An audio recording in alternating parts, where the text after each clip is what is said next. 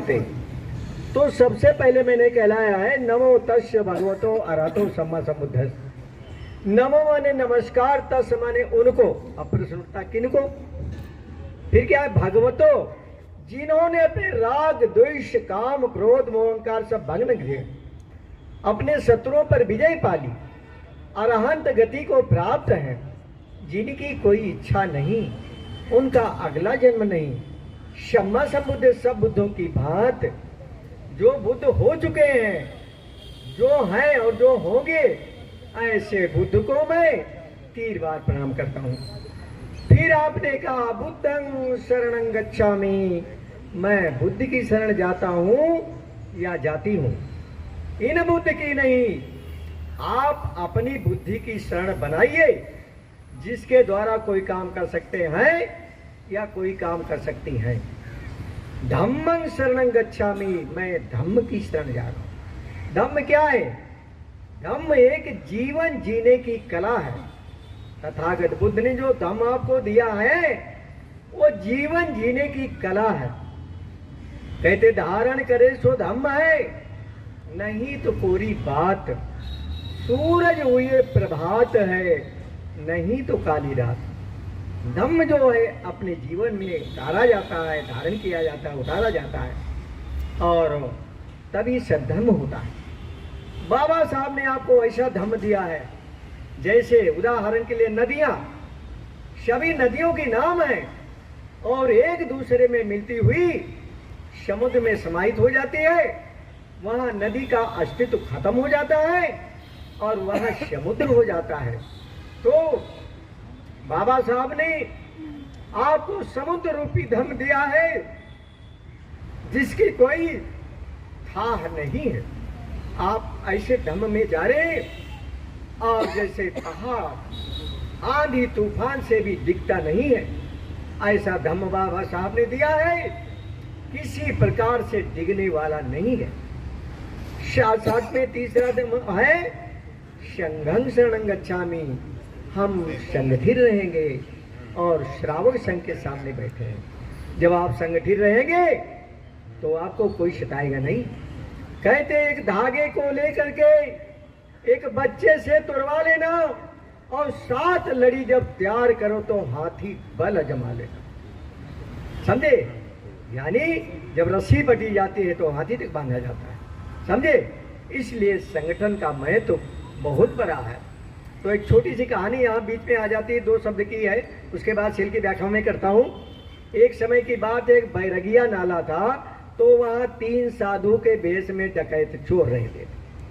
तो जब चोर रहते थे वहाँ पे और शाम होते ही लूटपाट करने लगते वो नाले में, लेकिन वो साधु के भेष में रहते थे।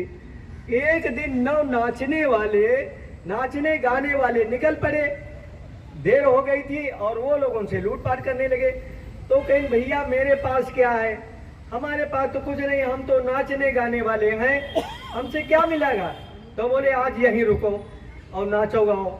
तो कहीं ठीक है भैया, जब हम आपके चक्कर में हैं तो हम ठीक है, आप जो कहोगे करेंगे। तो भाई उन तीनों ने उनकी खूब खातिर की, बढ़िया बढ़िया भोजन और सब कराया, और जब थोड़ा समय हो गया रात का तो वो अपना नाच गाना शुरू किया। तो उनका क्या शब्द था? यानी जब सरंगी उसकी बजी तो क्या बोलता है? बैरगिया नाला जुलुम जोर, तह साधु भेष मारहत चोर, नौ पथिक नचावै 3 चोर, तब तबला बाजै धीन धीन, तब याक पर 3 तो साथियों, वही 9 लोग जान पाए, लेकिन वो 3 लोग नहीं जान पाए। समझे? और 9 लोग एकदम टूट पड़े, 3 आदमी और मार का ध्वना कहते, और उसी दिन से रास्ता साफ। समझे? तो जब आप संगठित रहेंगे तो आप जो है किसी को कोई आदमी सता नहीं पाएगा।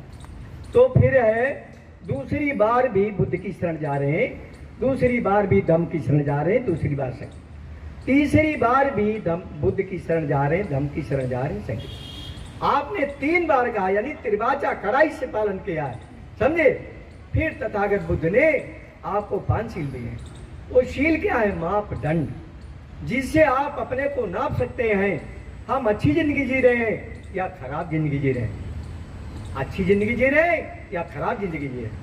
अनास्पाता वीरमणि सिक्खापदं समादयामि। अगर हत्या करोगे जेल जाओगे, लाठी डंडे खाओगे, समय बर्बाद और पैसा बर्बाद हो। पूरा पंचशील पर ही बाबा साहब ने भारत का संविधान लिखा है। अगर धारा तोड़ा जेल जाना पड़ेगा। दूसरा शील अधीन दाना वीरमणि, चोरी करोगे जेल जाना पड़ेगा। अगर आपने धारा तोड़ा जेल जाना पड़ेगा। कोर्ट कचहरी चक्कर लगाओगे, समय बर्बाद और पैसा बर्बाद। जैसे नाप लीजिएगा, आप जब दुकान पे जाते हैं तो बनिया सौदा तौल के देता है, उसके लिए बाट बना है। और जब कपड़ा लेते तो मीटर बना है, दूध दही लेते हैं तो लीटर बना है। जमीन जगह स्क्वायर फीट लट्ठा गट्ठा जहाँ जैसी नाप हो। लेकिन आप अच्छी जिंदगी जी रहे हैं, खराब जिंदगी जी रहे हैं, तो वह इसका पैमाना होना चाहिए कि नहीं होना चाहिए। उदाहरण के लिए आप रास्ते से जा रहे 4 पहिए की गाड़ी से और कुत्ता आ गया मर गया, तो आप इतना परेशान होंगे, अंदर से दुखी होंगे। और जब आपको याद आएगा तो आप अंदर से दुखी होंगे, विचलित हो जाएंगे। और अगर कहीं अच्छा काम कर लिया और किसी की जान बचा ली है तो जीवन में कभी नहीं भूलेंगे। और जिस समय आपको याद आएगा तो अंदर से आप मुस्कुराएंगे, खुशी होंगे, प्रसन्न चिन्ह होंगे। और तीसरा शील कामेश मिच्छाचारा वीरमणि सिक्खापदं। बड़ा ही इम्पोर्टेंट सबके लिए है गृहस्थ जीवन में, बहुत ही इम्पोर्टेंट तीसरा शील है। काम के बस में ऐसे अंधे न हो। अगर दूसरे की बीवी है, उम्र में बड़ी है, माँ के समान, बराबर है तो बहन के समान है, छोटी है तो पुत्री के समान है। पर स्त्री भी पर पुरुष को अगर बड़ा है तो पिता के समान, बराबर है तो भाई के समान, और छोटा है तो पुत्र के समान। गृहस्थी की गाड़ी 2 पहियों की होती है। अगर एक पहिया कमजोर है, गाड़ी नहीं जा सकती है, समझे। तो अगर पत्नी कर रही है तीसरा शील ग्रहण, तो वो अपने पति की विश्वास पात्र है। पति उसका कभी सके ही नहीं कर सकता। अब जब वो अपने पति की विश्वास पात्र है तो पति को भी पत्नी का विश्वास पात्र होना चाहिए। और जब पति भी पत्नी का विश्वास पात्र होगा तो भाई क्या उनमें लड़ाई होगी? कभी भी लड़ाई नहीं होगी। और उनकी संतान बलवान होगी और दिन दिन उन्नत करेंगे। और जिस दिन भारत ने पंचशील ग्रहण कर लिया, तीसरा शील ग्रहण कर लिया, तो आपकी बहन बेटी कश्मीर से कन्याकुमारी तक अकेले यात्रा करेगी। कौन देखेगा? कैसे देखी जाएगी? मेरी माँ जा रही, बहन जा रही, बेटी जा रही। तबे कान की झुमकी, गले की चैने अपहरण और बलात्कार नहीं होंगे। और फिर वो दिन 2 नहीं, भारत सोने की चिड़िया बनेगा। 3 शील। चौथा शील मूसा वादा वीरमणि सिक्खापदं समादयामि। हम झूठ न बोलें, कठोर वचन न बोलें, किसी की टांटिंग उपहास न करें, चुगली न करें।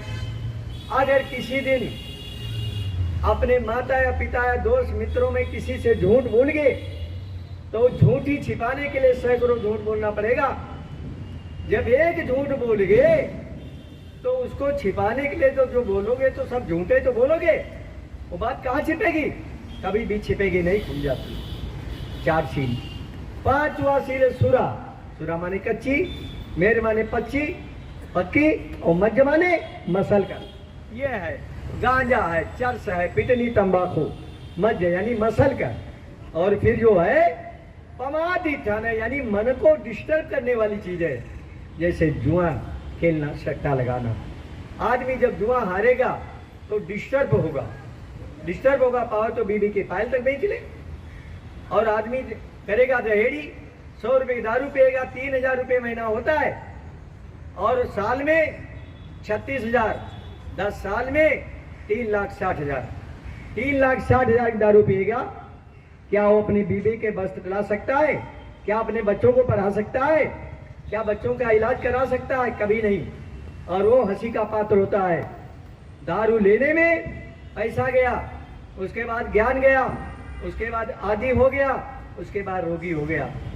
जो लोग ये तथागत बुद्ध के बताए हुए 5 शीलों पर पालन करेंगे, उन पे चलेंगे, उनका परिवार हमेशा सुखी और दिन दिन उन्नत करेंगे। यहाँ बोलने वाले बहुत हैं, हम इसी के साथ अपनी वाणी को विराम देते हैं। अगर समय मिलेगा तो फिर बोलेंगे। सभी का मंगल हो, सभी का कल्याण हो, सदा सुखी रहे।